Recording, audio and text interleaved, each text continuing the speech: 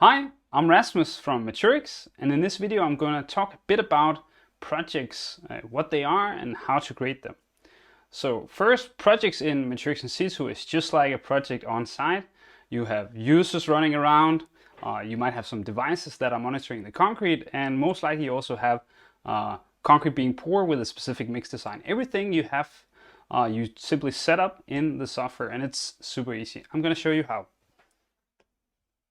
First, you need to create the project, and you do that by going to ensuring that you're on the projects page, and then you click on New Project up here in the top right corner.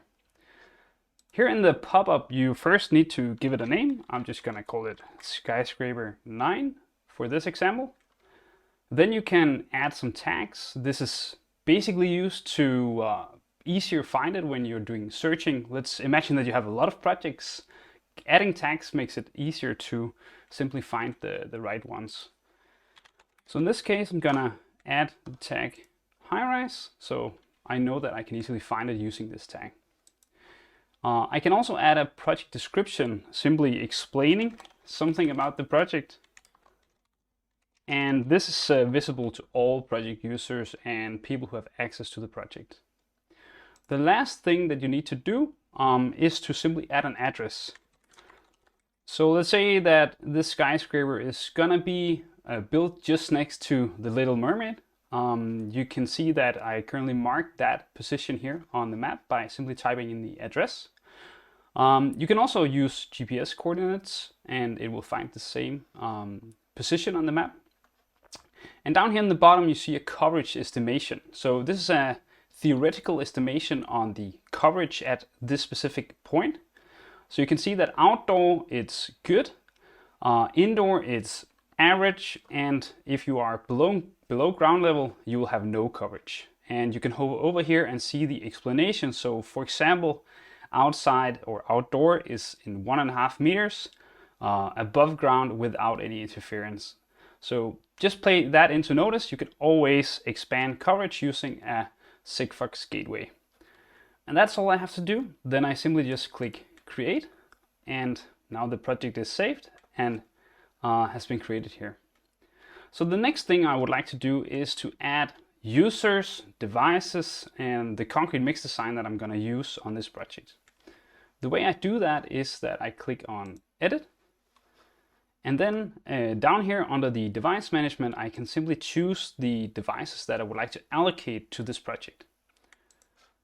I choose it and click add to project, and now it's simply added to this project. And the reason why it's important to add the devices before you use them is that then the software only shows the data from within that period that it's allocated to a project. So imagine that you have multiple projects with multiple stakeholders who have access to the different projects.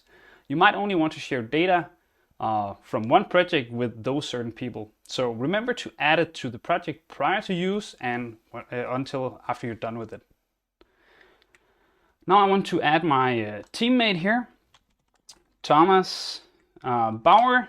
His mail is already here because he's actually part of our organization. And I can just give him the preferred user role. You can read more about that in our help center. And simply click send invite, and now he's added to the project.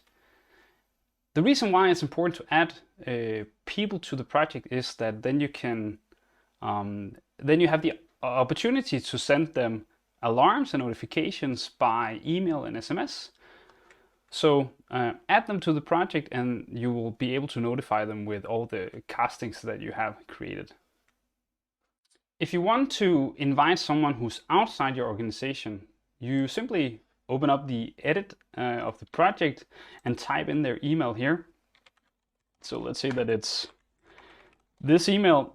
Then you can choose to invite them to the project. I would like to add them as a viewer. That means that they can just view stuff that is going on. They can see the casts, they can see the monitorings, they can see the reports, but they cannot start or stop anything. They cannot move the starting times of the monitorings and so on. They can just view and see the reports. So for example, if I want to invite someone externally, I simply just invite them like any other user, but then with the preferred user role that I have. Click send invite. Then this guy will get an email sent to his inbox, which you just need to check, open, accept, and type in a password, and then he can log in. And that's it. That's how you create your first project and set it up.